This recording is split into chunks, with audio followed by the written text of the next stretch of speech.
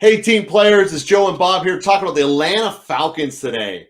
And Atlanta's a team that I think is getting lost in the shuffle, just being put with the rest of their division, saying that the NFC South, worst division in football. We don't need to think about any of them. Tampa's there for crying out loud. No one needs to care. And obviously, Atlanta has the big wild card of what will Ritter be. But Atlanta has done some very good building things on offense that is worth admiring. When we look at their starting roster for offense, 9 of their projected starters they drafted. And when you look at that internal continuity, that's a good sign. It's a sign that many teams in the NFL do not have 9 years of having a first-round pick not busting. So in that regards, you can say, well, they're always picking with high picks. True. But eventually it turns around. And they have added an identity to this team of power running. And whenever you have that, the rest of it kind of makes everything else easier. So a lot of people were hating on the Robinson draft pick, Bob, right? Like, how are you drafting a running back in the first round? What are you doing? And my belief in this case especially is that it's absolutely 100% the right thing for the Falcons to do. Aside from the fact that he's the best skilled player you can get on this team because it takes out the fear of can Ritter get him the ball. It's really easy to hand the ball off. Everyone can do it. More so, you're about to ride him for 5 years. And when you have the 5th-year option, unlike what Cleveland did with Chubb, you have cost control for 6 years because the 5th-year option on a running back is basically nothing, and then the franchise tag is very minimal, opposed to giving the guy the mega contract, which takes over year 4, 5, and 6. So that is why overall it's much better in the long run to draft a guy, not to mention he's normally a stud because he's a first-round running back. So I like what Atlanta is laying down. I think there's a very good chance that this team can become a crock pot type situation where it's not flashy, but we go out of the room after Atlanta receives a punt. Oh, they're 30 yards downfield. How'd that happen? A lot of 5-yard runs. They're just taking the soul out of them. And I like that. When you do that, there's something that psychologically happens when it's like, we can't stop their running game. Like, it doesn't don't score fast, guys. Like, we need to get time to breathe. Oh, too bad. Olave just scored an 80-yard touchdown. Shit. Like, that should not be the reaction from your fan base. And there's a very strong chance New Orleans says that this year. And it's for this reason, when we were talking about the Saints earlier in the week, about how we don't trust them in close games, I always trust a good running team more in close games, regardless of the other invariables. And this team also has the possibility of explosion. Because I do believe Cordell Patterson is not coming off the field, even though he won't be running back anymore. So you put Patterson and Pitts out there who can stretch a field a little bit. London is a good possession receiver.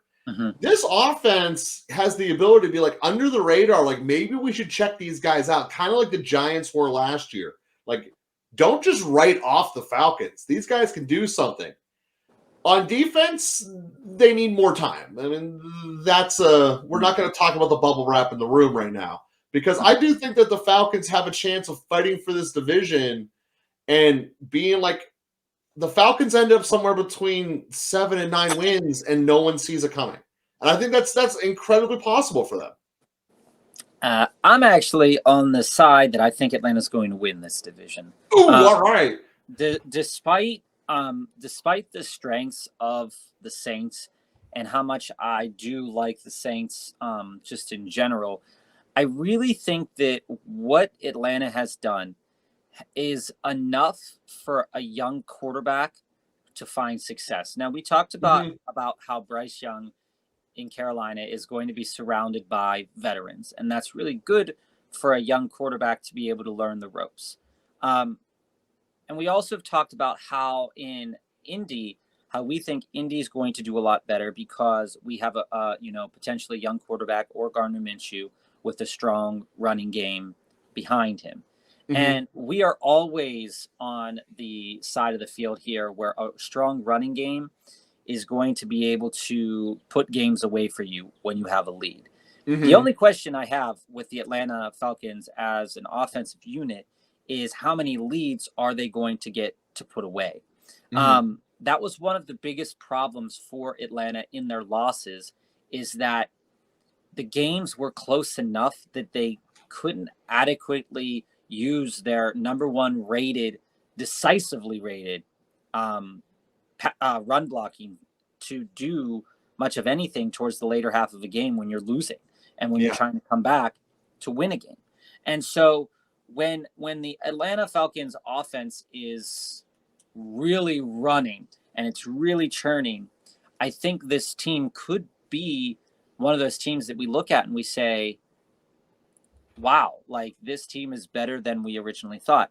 And the reason why I think they're going to primarily be a contender and win this division is because this running game is strong enough that if it stays on the field and it's allowed to stay on the field and Ritter doesn't make mistakes in the way that Mariota or Matt Ryan Mariota made a lot of mistakes last year. That needs to be recognized. That Tyler Algier and Bijan Robinson, we saw what Tyler Algier could do last year.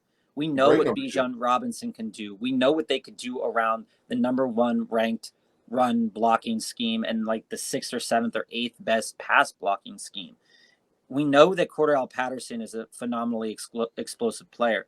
We know that Kyle Pitts, if he's healthy, could be incredibly explosive as well. We know that London is an incredibly good player. One of the biggest shortcomings for this team is that we don't really know who their second wide receiver is going to be, and we don't know the level of talent that this player is going to provide to this team. I think it's Cordarrelle Patterson. If you look at this roster right now, we have Mac Hollins and Scotty Miller as your 2 and your 3. Now, you believe that Cordarrelle Patterson is going to be your number 2. I could see Atlanta lining up with multiple running backs on the field at the same time. Well, he started as a receiver, right? So it's not that crazy to put him back there. This is Atlanta's strengths. The Atlanta strengths, and we would hope that Atlanta can stay healthy. Yes, and, especially Pitts. If Pitts stays healthy, Desmond Ritter now has an option over the middle, and then London provides some great possession and great explosion as well. I'm trying to sell myself on Desmond Ritter with the small sample size that we do have. I think Atlanta as an organization is trying to sell themselves on Desmond Ritter as well, because they did not go out there and get another quarterback. I mean, to be honest with you, if this team had Lamar Jackson, I would slate it. Lamar Jackson's 12-win team. I would slate it in as making it to at least the second round of the playoffs. Yeah. Because Lamar Jackson would add so much to this running game as well, and is efficient enough as a passer to get the ball to the likes of Kyle Pitts, because like he does to Andrews, and get the ball to one guy in Drake London like he does in Baltimore as well. I want to be more excited about this team because I think their defense, in terms of, their secondary being able to come up and stop the rush. Well, they tried to buy a new defense. They tried to buy it. The problem with that is it normally doesn't work. But when we look at the names they added, Bates is a great safety that they got from Cincinnati. A little bit less sold on the corner they got there. But Bud Dupree, he's on a complete prove-it-year contract. And they're trying. They're trying. They're just throwing pieces and seeing what's going to stick. And that's why I think a lot of what Atlanta is defensively this year is literally that. Put everyone out there, basically tryouts, and who sticks, who's going to make it. I mean, there's a lot of obvious needs they have on defense. They need to have a number 2 corner. Maybe they got it from Cincinnati. Probably not. They need to get a real pass rusher because Bud Dupree isn't it. Unless he returns to Steelers Dupree before he got hurt in Tennessee, he's not going to give that to you. So there's a pathway you can say that if Ritter works, and with this system, it's not out of the realm to say he's not, and you go into next season and just all your capital goes into defense, this offense this year is a playoff capable offense. Yeah, and to that point, Joe, before you get to your next point here, there is nobody assuming that Desmond Ridder is going to throw the ball more than 20, 25 times a game. Mm-hmm. And so as long as Desmond Ridder is efficient, and as long as they use play action correctly, and I trust that Arthur Smith, who is an incredible, play caller in his own right, Mm-hmm. if he can do that with this organization and with this team, you take a look at their schedules, and I'm going to keep coming back to schedule. And when you play teams, this schedule really sets them up to be successful and competitive going into the end of the season. And I just feel like this version of the Atlanta Falcons is going to be like what we talked about with the New York Giants last year, and saying, a strong running game with a mediocre pass game, Mm-hmm. and a defense that can stop the run and force it to go, and force you to make mistakes in the secondary. All those guys that they have in the secondary are all guys that, the Lions gave up on Jeff Okudah. That it wasn't the answer for them. They didn't feel like he was a good fit for the organization. Maybe it works there, like you were saying. Maybe these players work. And if they do work, it at least gets you to the next season to then say, okay, is Desmond Ridder what we're going to go with in the future? If Desmond Ridder makes the playoffs with this team, you can easily, you're looking at the schedule. They start with Carolina. That could easily be a win. Green Bay Packers easily could be a win. Detroit Lions, probably a loss. Jacksonville easily could be a win. That also could be a game that's done in 10 minutes. Houston, that's easily a win. Commanders, depending on what Chase Young and that defense, like we talked about when we filmed about the Commanders, that could easily be a win. So you're looking into week 6, and you're potentially 4-2, and you go into the meat of your schedule. At the end of the season, you're playing Tampa, Carolina, Colts, Bears, Saints. So I'm looking and I'm saying to myself, where they play the Cardinals as well. Where's the losses at? Maybe the Jets, maybe the Titans, maybe the Vikings. This is a team I'm excited about, and I think this team could be the team that we think the Saints are going to be, and they're the ones that end up winning this division.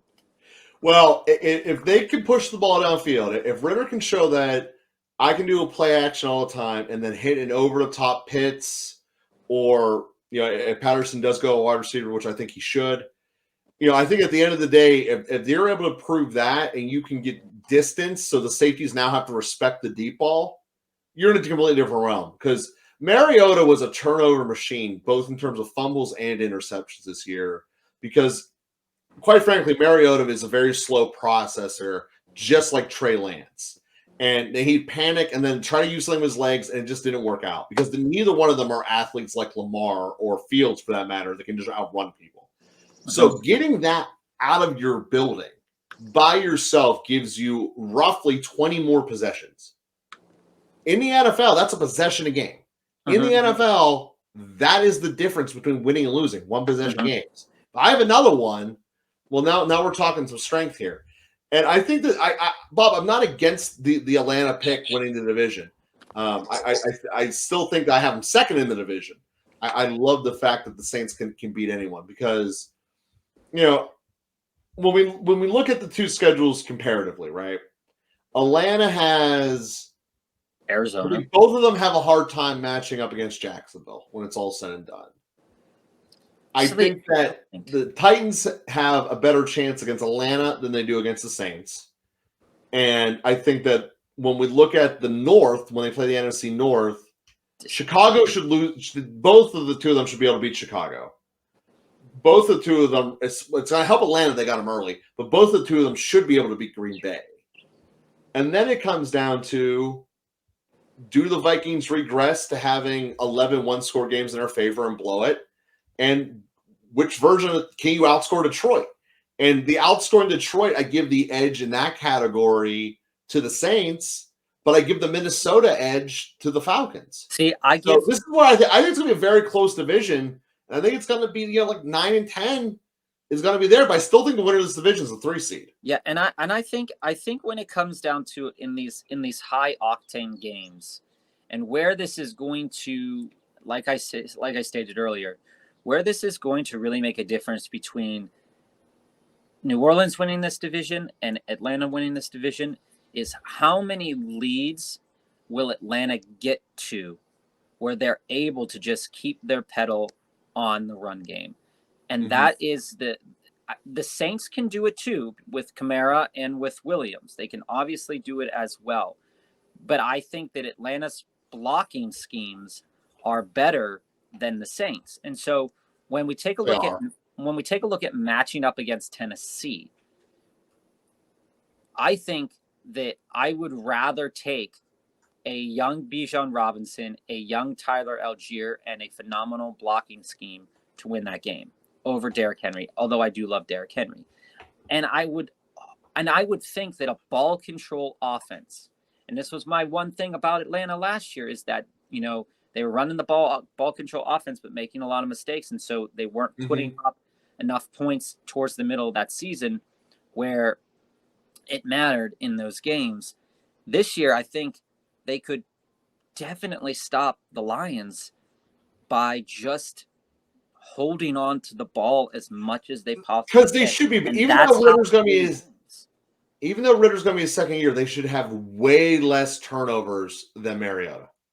I mean, this is exactly the New York Giants kind of thing here, is that it is. I'm going to put my quarterback in a position to win every single game. He's not as mobile as maybe Daniel Jones is, but I have two. Although Saquon Barkley is I would say that a little bit differently, Bob, about the quarterback. It's not that they're going to put the quarterback in position to win games. They're not going to let the quarterback lose games like happened last year. And there's a very big difference between the two. Yes. Cincinnati puts Burrow in a spot to win games, and he goes out and wins. Yeah.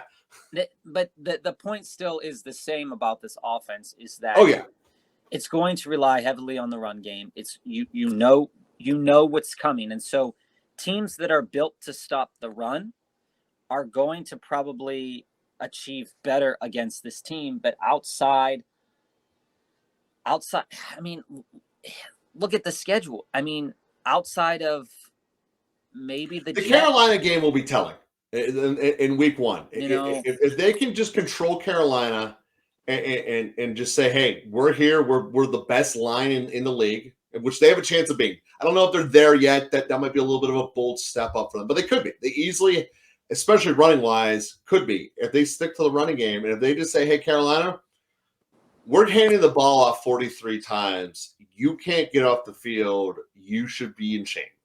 And they have that's what Tennessee would do to people.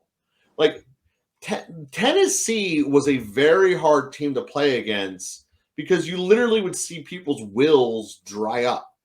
And one of the ways, going old school, that you beat Brady when Brady was in his prime was you didn't let him come on the field. Right. What lets people not come on the field? You controlling the ball by running it.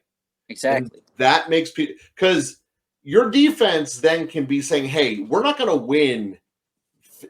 win 70 snaps, but we can win 46. So can we keep the other team down to only about 50 snaps?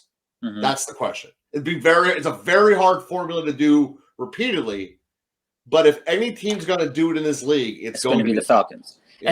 And that's the best thing about this team, is that when push comes to shove, if it is a close game, I am going to pick the Falcons 85% of the time to probably win that game, because their running game at this point on paper and from what we saw last season,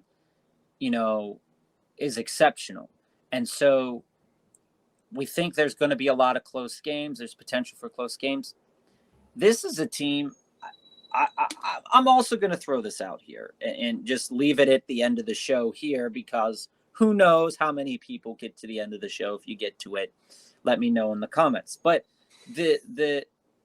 I realistically think that when you take a look at what Atlanta can do this year, that they could be a 12-win team. It's just That's bold, Bob. It's just gross how much I unnecessarily like this version of the Atlanta Falcons, and I'm not. And I think it might be because I like Bijan Robinson. Well, Bob, if they do get that high, the game to circle is week 13 at the Jets, because at that point, the Jets are a nightmare matchup for them. Yeah, they are. Nightmare. But if they can hang with the Jets, who's a very good defense, probably the best defense on their schedule, and Rodgers doesn't blow up this defense, you might be actually saying it's week 13. I'm buying a little bit of Super Bowl stock. Because if you have a running team like this and you can beat the Jets would be the one seed in the NFC if they were there by themselves. And that's just a fact. You know, if you put the Jets in the NFC North, they're the one seed for the conference. So that's to me is a matchup to say if they beat the Jets, we might be signing up for Super Bowl odds at plus 46,000 Falcons. Just saying. Maybe. We'll see. So coming up next week is going to be the fantasy shows, guys. We want to break it down with you. If you have not yet clicked subscribe, please do so. And we're going to talk about where Robinson should go in this class. Discounting Peterson is going to happen all over people's draft boards because they have him listed as a third running back. I have him much higher than that. And then how do we feel about Pitts, like after all of his injuries? We'll be breaking that all down in our fantasy breakdowns, basically from this point now until we get to kickoff. So we'll see you guys there.